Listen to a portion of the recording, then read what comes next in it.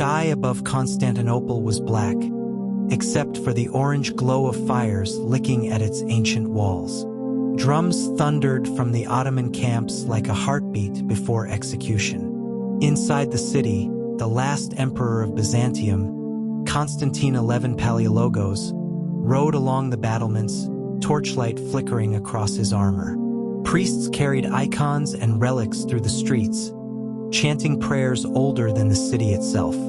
On the horizon, a forest of Ottoman standards shifted in the night wind, and at the center, the Sultan's great tent burned like a dark star. Everyone knew the next sunrise could be Constantinople's last. This was not just another siege. It was the end of a 1,000-year empire and the dawn of a new world. For over a millennium, Constantinople had stood as the jewel of Eastern Christendom. Founded by Emperor Constantine the Great in 330 AD, the city was once the beating heart of the Roman Empire's eastern half. Its vaults filled with gold, its churches crowned by domes of unimaginable beauty, its walls unmatched anywhere in Europe or Asia. Even as the Western Empire crumbled, Constantinople endured, repelling Goths, Persians, Arabs, Bulgars, and Crusaders. But by the mid-15th century, it was a city surrounded by a hostile world. The Byzantine Empire had shrunk to little more than this one city and a few scattered outposts. To the east and west, the rising Ottoman Empire was devouring territory at a relentless pace. Its young Sultan Mehmed II, just 21 years old, believed himself destined to complete the conquest his ancestors had begun. Capturing Constantinople would give him control of the straits between Europe and Asia, uniting his domains and cementing his claim as Caesar of the New Age. For the Christian world, Constantinople was still the last bastion of the old order. For the Ottomans, it was the missing jewel in their crown. The stakes could not be higher. Whoever held the city controlled the key to two continents. By the spring of 1453, the stage was set for a confrontation that would echo across centuries. Inside the walls, Emperor Constantine XI commanded a garrison of perhaps 7,000 men. Greeks, Italians, mercenaries, and volunteers from across Europe. His strongest ally was Giovanni Giustiniani, a battle-hardened Genoese captain who brought 700 of his best soldiers and took charge of defending the city's land walls. They had few cannons, little gunpowder, and supplies to last only a few weeks. But they had the city's greatest asset, its massive triple fortifications. The Theodosian walls stretched for 4 miles, layers of stone, towers, and moats that had defied invaders for 1,000 years. Many in Europe still believed Constantinople was impregnable. Outside, Mehmed II gathered an army estimated between 80,000 and 100,000 Ottoman regulars, Anatolian levies, Balkan auxiliaries, and elite janissaries. Among his arsenal stood a new terror of war, massive cannons forged by a Hungarian engineer named Orban. One of these, the Basilica, was said to hurl stone balls weighing more than half a ton, shaking the earth with every shot. The Sultan also brought a powerful fleet, more than 100 ships, to block the city from the sea. He ordered trenches dug, siege towers built, and tunnels prepared for sappers to undermine the walls. For Mehmed, this was not simply a military operation. It was destiny. He styled himself Kaiser I Rum, Caesar of Rome, and saw Constantinople as his rightful capital. Constantinople jutted like a spearhead into the Bosporus. To the north lay the Golden Horn, a sheltered inlet guarded by a massive chain stretched across its entrance. To the south, the Sea of Marmara washed against the city's seawalls. Only on the landward side could an army assault the walls directly. If the Ottomans could break through there or gain control of the Golden Horn, they could surround the city completely. On April 6, 1453, Mehmed's army appeared before the Theodosian walls. Trumpets blared, banners unfurled, and the thunder of drums rolled over the plain. From the towers of Constantinople, church bells rang in answer. Citizens hurried to stock provisions, patch weak points, and pray. Letters had been sent to the courts of Europe begging for aid, but only a trickle of volunteers had arrived. Most of Christendom was embroiled in its own wars and ignored the desperate calls of Byzantium. At night, campfires from the Ottoman host glimmered like a second city encircling the first. The defenders stared out from their ramparts, knowing they were alone. The siege weapons arrayed outside the walls were unlike anything the Byzantines had faced. The great cannon basilica required dozens of oxen to haul and hundreds of men to operate. Each shot took hours to prepare, but when it fired, the roar was said to echo for miles, and the walls shook as if in an earthquake. Smaller but faster-firing bombards lined the trenches, hammering the fortifications day after day. Inside, Giustiniani organized a disciplined defense. The defenders repaired breaches by night, hauled up stones and timber to reinforce weak points, and used their own small cannon and crossbows to harass the attackers. Greek fire, an old Byzantine secret weapon, was deployed sparingly against enemy ships and siege engines. Meanwhile, Mehmed's engineers dug tunnels beneath the walls, hoping to collapse them from below. But Byzantine counterminers, guided by experienced engineers, listened for the telltale scrape of shovels underground, broke into the tunnels, and fought brutal hand-to-hand battles by torchlight to stop them. This was not merely a clash of armies, but a contest of endurance and innovation, old methods of defense against new technologies of destruction. Week after week, the Ottoman bombardment pounded the Theodosian walls. Sections crumbled, towers cracked, yet the defenders patched them up under fire. Mehmed grew impatient. He ordered repeated assaults, each thrown back with heavy losses. Still, the noose tightened. Ottoman ships tried to force the chain across the Golden Horn but failed. Then, in one of the siege's most daring moves, Mehmed ordered his fleet dragged overland on greased planks behind Galata, bypassing the chain entirely.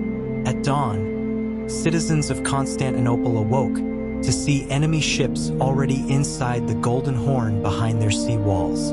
The psychological impact was enormous. The city was now blockaded on every side. Food and morale dwindled. The emperor rode constantly between the walls, the harbors, and the churches, urging his people to hold out. In the Ottoman camp, Mehmed's advisors urged him to break off the siege.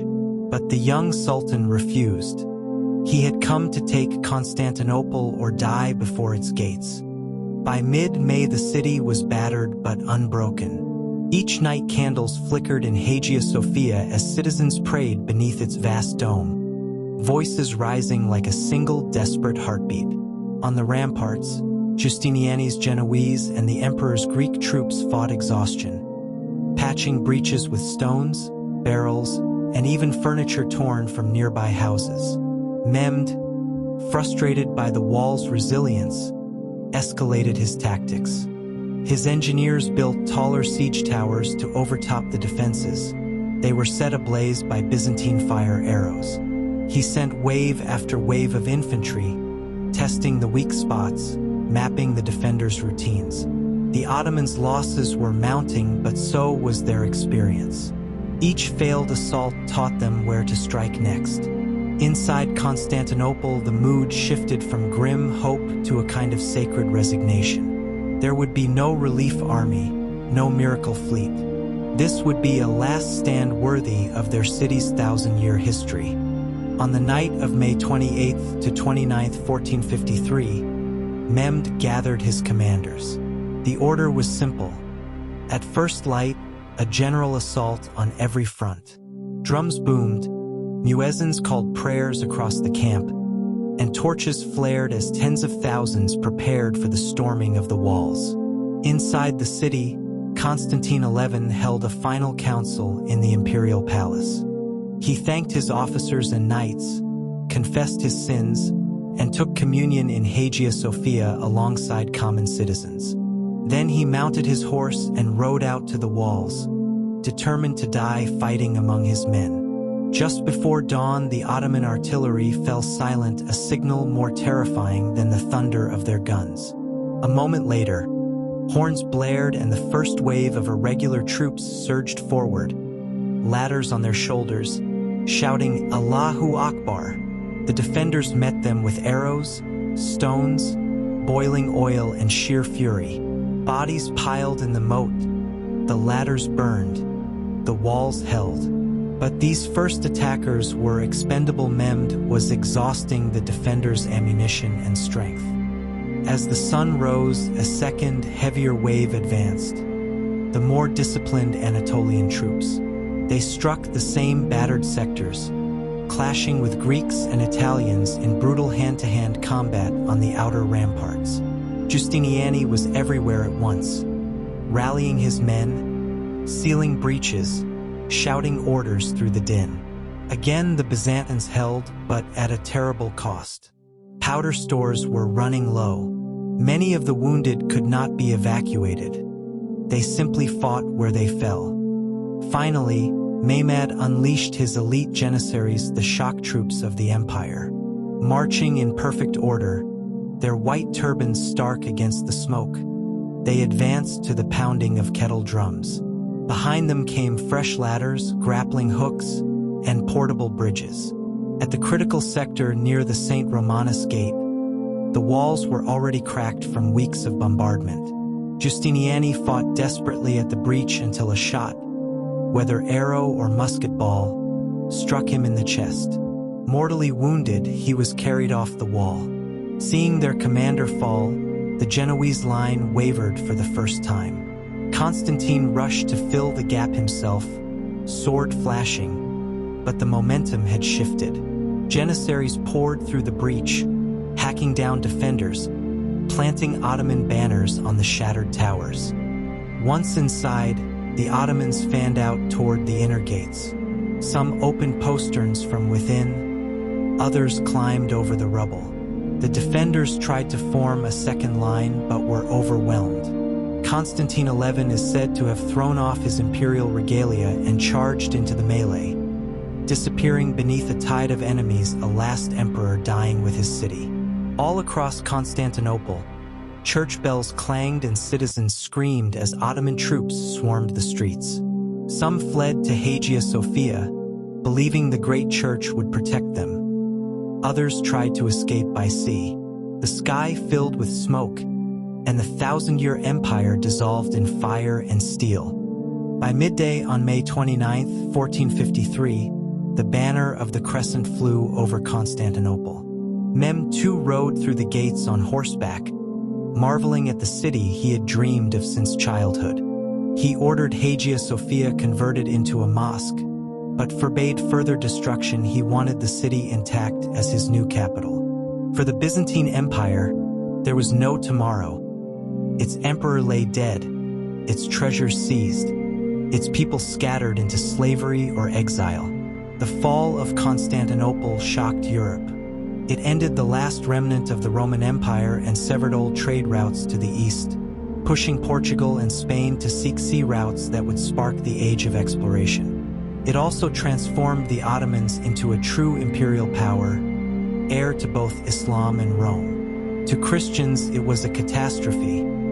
To Mehmed, it was destiny fulfilled. Even today, the siege stands as a turning point where medieval warfare met gunpowder technology, and where an ancient world gave way to the modern. For 1,000 years, Constantinople had defied the storms of history. In 1453, the storm finally broke, and the world was never the same. The city we now call Istanbul rose from its ashes, becoming the heart of an empire that would dominate the Eastern Mediterranean for centuries. If you've enjoyed this journey through one of history's most dramatic sieges, subscribe and join us next time as we uncover another battle that changed the course of civilization. History is full of moments like this, moments when the walls fall, the world shifts, and a new era begins.